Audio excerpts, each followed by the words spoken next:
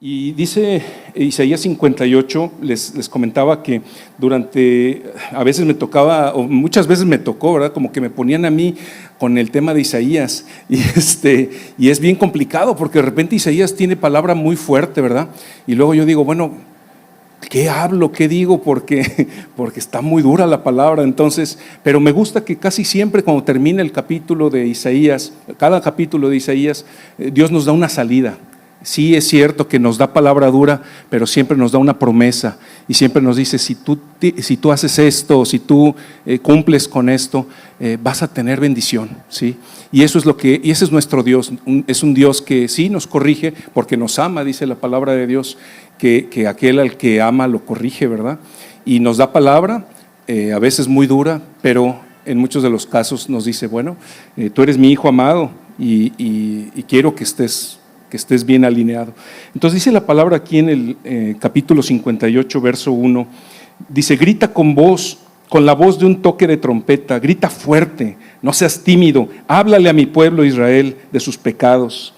Sin embargo, se hacen los piadosos, vienen al templo todos los días y parecen estar encantados de aprender todo sobre mí. Actúan como una nación justa que nunca abandonaría las leyes de su Dios. Me piden que actúe a su favor, fingiendo que quieren estar cerca de mí. Hemos ayunado delante de ti, dicen ellos, ¿por qué no te impresionamos? Hemos sido muy severos con nosotros mismos y ni siquiera te das cuenta. Les diré por qué, les contestó. Es porque ayunan para complacerse a sí mismos. Aún mientras ayunan, oprimen a sus trabajadores. ¿De qué les sirve ayunar si siguen con sus peleas y riñas? Con esa clase de ayuno nunca lograrán nada conmigo.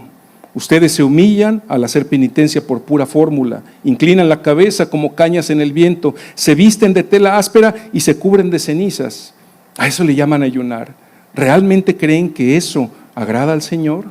No, esta es la clase de ayuno que quiero. Pongan en libertad a los que están encarcelados injustamente, alivianen la carga de los que trabajan para ustedes, dejen en libertad a los oprimidos y suelten las cadenas que atan a la gente. Compartan su comida con los hambrientos y den refugio a los que no tienen hogar. Denle ropa a quienes necesiten y no se escondan de parientes que precisen su ayuda. Entonces Dios nos está diciendo, y bueno, a lo mejor algunos nos vemos reflejados porque dice, yo ayuné, ¿no? Casi todo enero me lo aventé en ayuna y la oración y todo esto, pero no se refiere a que a Dios no le guste esto, ¿verdad? Se refiere más bien a que toda motivo exterior tiene que venir de un interior, tiene que venir de un centro donde ese centro es Cristo, ¿sí? Todo lo que tú hagas afuera, no oramos para vernos piadosos, ¿sí? No ayunamos, ayunamos para matar la carne, para castigarla y fortalecer el espíritu, ¿sí? No, porque como dicen ahí, ¿no? Ayuno sin oración es dieta, ¿verdad? Entonces necesitamos ponernos a orar. No leemos la palabra de Dios para poder saber más y podernos comprometer por ahí en alguna discusión filosófica. Lo hacemos para lavarnos interiormente, para conocer a nuestro Padre, ¿sí? Y cuando estaba leyendo esto me acordé de Oskar Schindler. Muchos de ustedes sabrán de la historia de este empresario alemán que en 1939 se afilió al partido nazi.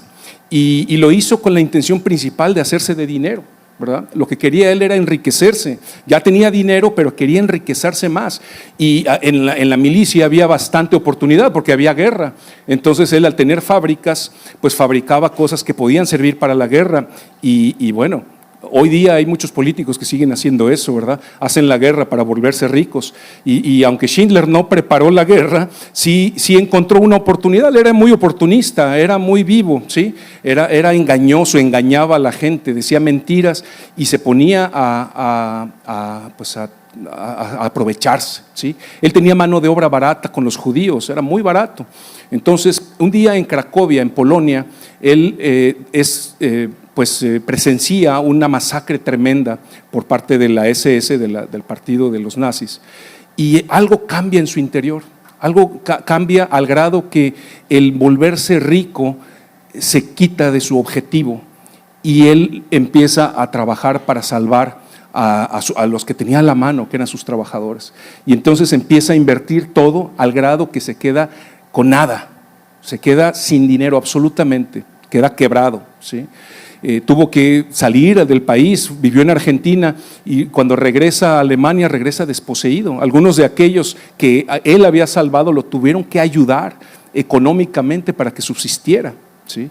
En 1963 él fue nombrado justo entre las naciones por los hombres, ¿verdad? Los hombres lo distinguieron con esa justo entre las naciones.